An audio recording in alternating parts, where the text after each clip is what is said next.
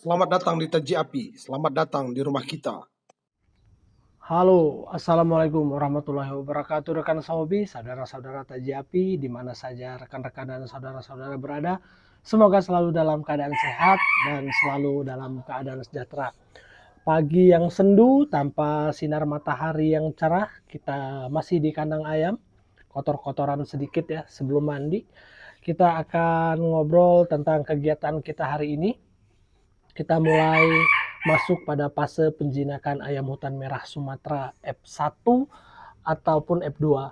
Jadi hal ini penting sekali kawan-kawan, mengingat ayam hutan merah Sumatera seperti yang kita tahu itu tingkat keliarannya sangat luar biasa sekali, dan bahkan ada beberapa ekor itu yang sampai akhir hayatnya tidak bisa dijinakkan, terutama untuk ayam hutan merah Sumatera ori atau memang ayam hutan merah Sumatera yang tangkapan dari alam. Bahkan ada beberapa ekor F1 yang sampai akhir hayatnya juga tidak bisa kita jinakkan. Karena apa? Karena usia penjinakannya telat. Jadi kita sambil ngobrol, kita lihat ayam-ayamnya. Cuaca mendung, tidak panas, sangat sendu sekali. Kita masih di fase pembentukan mental ayam. Untuk ayam hutan sendiri dilakukan pola ikat dan rendeng seperti ini kawan-kawan. Karena seperti yang sudah-sudah, fase ini adalah hal yang paling penting ketika kita memiliki ayam hutan merah Sumatera, baik itu pikat maupun F1 atau sebagai hiasan. Karena apa? Karena yang paling kita butuhkan adalah suara kokoknya yang indah mengalun dan tidak terintimidasi satu sama lain. Kadang-kadang kalau kita pakai model kurungan, itu kasihan ayamnya. Karena apa? Karena ayamnya bisa saja terluka, ayamnya bisa saja stres karena tidak bisa lari. Nah, kalau seperti ini akan baik sekali terhadap mental ayam. Ayam cenderung akan lebih cepat jinak dan mentalnya juga akan terbentuk dengan sendirinya. Mungkin kawan-kawan sudah bisa melihat ya, ada produk kandang kita yang sudah kita keluarkan. Itu di usia anak-anak, kita sudah mulai tangkringkan. Kalau hal seperti itu, tentu hal wajib dilakukan oleh peternak ayam hutan merah Sumatera, karena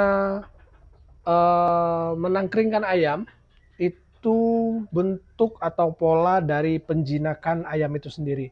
Seperti yang kawan-kawan ketahui, untuk menjinakkan ayam hutan merah Sumatera bukan hal yang mudah karena sangat liar sekali. Jadi kalau ayamnya sudah terbiasa untuk diam seperti itu dan makannya kita suplai, kecenderungannya ayamnya akan lebih cepat jinak. Yang jadi masalah adalah ketika ayamnya itu telat, karena ayamnya akan lari. Pengertian telat di sini adalah kita fase penjinakan ayamnya udah kadung atau udah keburu dewasa, jadi susah sekali untuk membiarkan ayamnya tetap stabil di tangkringan seperti itu. Nah, kalau untuk yang di bawah, ini ayamnya sudah cenderung stabil ya, cenderung stabil dan tidak terlalu takut dengan manusia. Karena apa? Karena dari kecilnya sudah kita biasakan untuk ayamnya diikat dan disuplai makanannya, sehingga si ayam merasa memiliki kebutuhan terhadap makanan dan dia tahu yang memberikan makanan adalah tuannya, sehingga dia tidak takut lagi kepada manusia. Jadi memang untuk pola mengikat ayam hutan bukan dalam bentuk atau dengan tujuan lain ya. Karena memang fase untuk menjinakkan ayam hutan seperti ini caranya kawan-kawan. Kalau pakai kurungan saya tidak jamin. Kenapa saya bilang tidak jamin? Karena kecenderungannya ayamnya akan luka pada bagian kepala. Ayamnya nabrak ya. Istilahnya itu nabrak dinding kandang sehingga ayamnya bisa saja terluka, dan yang kita harapkan dari fase penjinakan ini tidak tercapai, malah yang ada ayamnya stres. Nah, kalau seperti ini uniknya ayamnya tidak stres, walaupun ayamnya takut tetapi ayamnya tidak stres. Sayang sekali ya mataharinya tidak terlalu cerah, Kalau mataharinya cerah, mungkin di pengambilan gambar akan lebih baik juga.